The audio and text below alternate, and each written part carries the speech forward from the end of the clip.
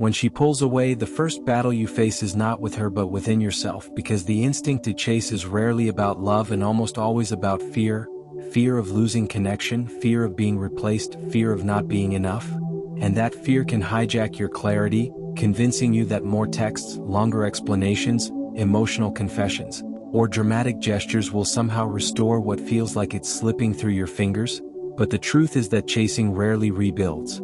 attraction. It often amplifies imbalance, because when one person moves forward and the other steps back, pursuit widens the gap rather than closing it, and what feels like effort can be perceived as pressure, what feels like devotion can be experienced as desperation, and what feels like urgency can communicate insecurity. So the first thing you must do instead of chasing is pause, and that pause is not passive. It is powerful because it interrupts emotional reactivity and restores your center,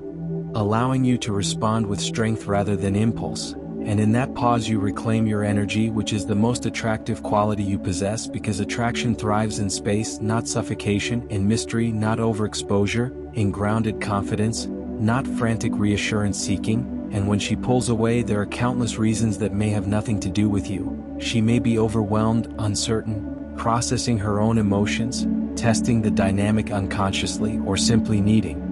distance to recalibrate her feelings. And if you immediately chase, you remove the very space that could have allowed her to miss you, to reflect, to appreciate your presence, because absence, when handled with dignity, can clarify value more effectively than constant availability. And dignity is the key here, because when you maintain composure instead of chasing, you communicate self-respect, and self-respect is magnetic. It signals that you value connection but do not depend on it for identity, that you are interested but not desperate, invested but not needy. And this balance is rare, which makes it powerful. And instead of asking how to make her come back, ask how to remain centered regardless of what she chooses, because your stability must not hinge on someone else's attention. And when she pulls away, this is your opportunity to redirect focus inward rather than outward, to strengthen your routines, elevate your standards, deepen your purpose, and refine your emotional discipline, because the strongest response to distance is not pursuit but growth, not panic but progress. And when you grow instead of chase, something subtle shifts in the dynamic, because energy communicates more than words ever could. And when your energy is calm, purposeful, and self-contained, it creates curiosity rather than resistance. It invites rather than pressures, and paradoxically, the less you cling, the more attractive you become, because people are drawn to those who are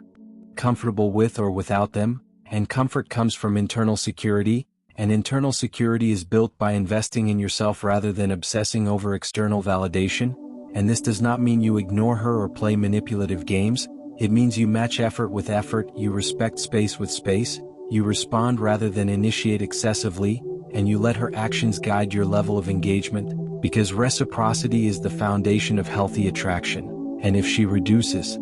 effort and you increase yours, the imbalance grows. But if she reduces effort and you maintain your standard without overcompensating, you preserve equilibrium, and equilibrium fosters respect, and respect sustains attraction. And when she pulls away, another crucial step is to resist the urge to overanalyze every detail, because overanalysis feeds anxiety, and anxiety fuels chasing, and chasing erodes mystery, and mystery is essential to desire, because desire thrives in uncertainty and fades in predictability. So instead of dissecting every message delay or tonal shift, focus on what you can control: your mindset, your schedule, your physical and emotional well-being, and channel your energy into becoming more fulfilled independently, because fulfillment radiates confidence, and confidence is compelling. And when she senses that you are not destabilized by temporary distance, that you are steady, grounded, and focused on your own expansion, she experiences you differently, not as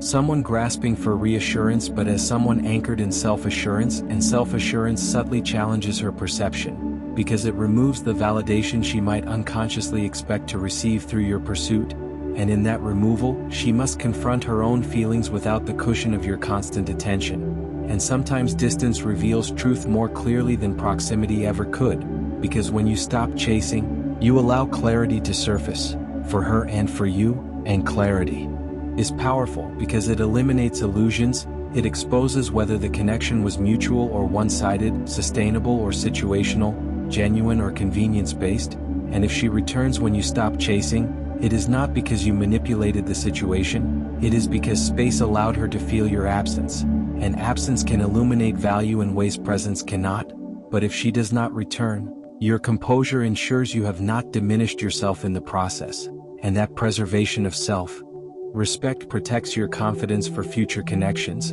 because nothing damages confidence more than abandoning your standards in pursuit of someone who is uncertain, and uncertainty from her should not create instability in you, because your worth is not determined by her level of engagement, and when she pulls away, the deeper lesson is emotional sovereignty, the ability to experience desire without dependency, to care without clinging, to remain open without overextending, and sovereignty requires discipline because the impulse to chase is immediate while the reward of restraint is delayed, and delayed rewards build character, and character is more attractive than charm, because charm can be manufactured but character is embodied, and when you embody calm strength during moments of tension, you differentiate yourself from reactive patterns she may have experienced before, and differentiation sparks intrigue, and intrigue reignites attraction, and beyond the relational dynamic. Pulling away can also be a mirror, reflecting areas within you that require strengthening, perhaps attachment tendencies, perhaps fear of abandonment, perhaps a need for validation, and rather than masking these with pursuit, address them with awareness, because awareness transforms insecurity into growth, and growth enhances presence, and presence is ultimately what sustains connection, not grand gestures or constant communication, but grounded presence that feels safe, confident, and unforced. And safety does not come from chasing, it comes from steadiness, from when she pulls away and you resist the urge to chase, something deeper begins to unfold inside you, because distance has a way of exposing truths that closeness can hide, and instead of reacting from wounded pride or anxious attachment, you are given the rare opportunity to observe the dynamic with clarity, to notice patterns, to recognize whether effort has truly been mutual or whether you have been carrying the emotional weight alone. And this awareness is powerful because it shifts you from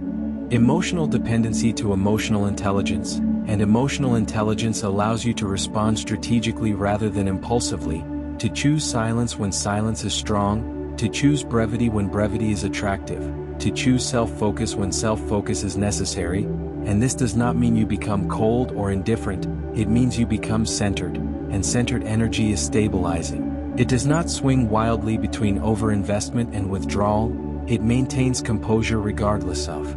external shifts, and when she senses that her pulling away does not trigger panic in you, that it does not cause you to overcompensate or beg for reassurance, she begins to see you differently, because most people are accustomed to being chased when they create distance. They expect pursuit, they anticipate emotional reactions, and when they do not receive that reaction, it interrupts the pattern, it introduces curiosity, and curiosity can reignite attraction far more effectively than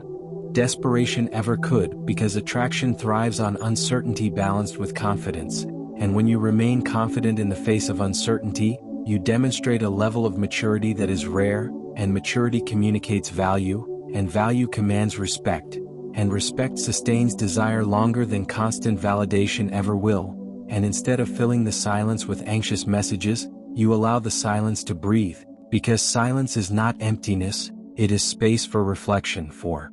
recalibration, for her to process her emotions without pressure, and sometimes people pull away not because they want to leave but because they need to feel autonomous, and autonomy is essential to attraction because no one wants to feel emotionally cornered, and if you chase, you unintentionally create pressure, but if you maintain your rhythm, your purpose, your boundaries, you allow autonomy to coexist with connection, and that coexistence is healthy, and healthy dynamics are sustainable. And sustainability is far more important than intensity, because intensity without stability burns out quickly, while stability builds slowly and lasts, and when she pulls away, it is also a test of your standards, because you must ask yourself whether you are willing to accept inconsistent energy, whether you are compromising your boundaries to maintain proximity, whether you are abandoning self-respect for temporary reassurance, and if you chase, you risk signaling that you will tolerate imbalance, but if you remain composed and match effort with effort, you communicate that connection requires reciprocity, not pursuit, and reciprocity filters out those who are uncertain or uncertain.